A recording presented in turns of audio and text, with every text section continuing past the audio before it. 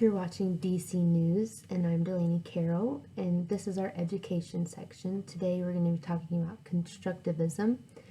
Why should constructivism be utilized in the science classroom? Well, because the idea of constructivism is the process of learning stems from prior knowledge and skills. It is directly observable in the classroom, and students who have little science knowledge can still grasp the difficult topics that they learn throughout the year. It also encourages a student-driven classroom or student-led instruction because it focuses on exploration of the topic and not just giving the students the information up front. Students are highly engaged in this process and take responsibility for their own learning.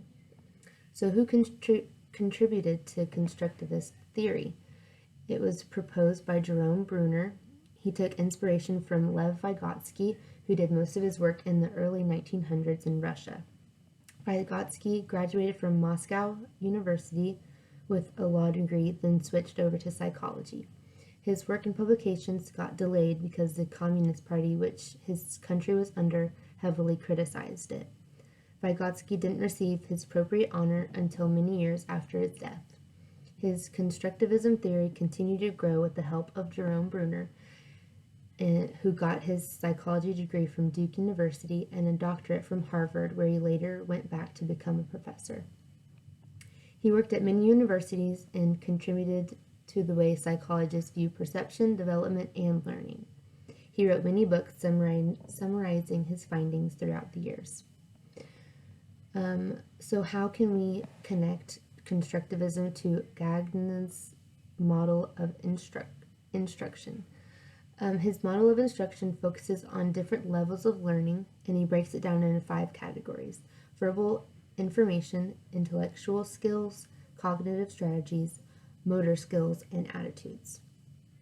And the intellectual skills category can be organized in a hierarchy according to complexity: stimulus recognition, response generation, procedure following, use of terminology, discriminations, concept formation, rule application, and problem solving. The hierarchy is used to identify prerequisites that should be completed to facilitate learning at each level.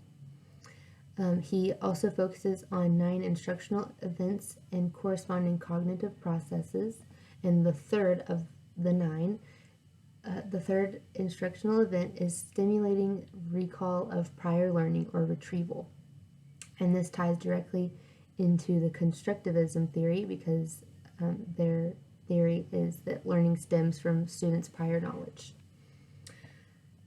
Now I'm going to tell you a little story. My senior year of high school, I got the unique experience of interning in a 2nd grade classroom.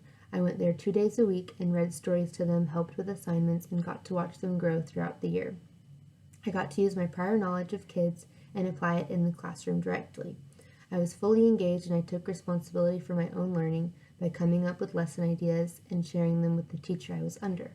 I will always remember the valuable lessons I learned firsthand in my internship. Thank you.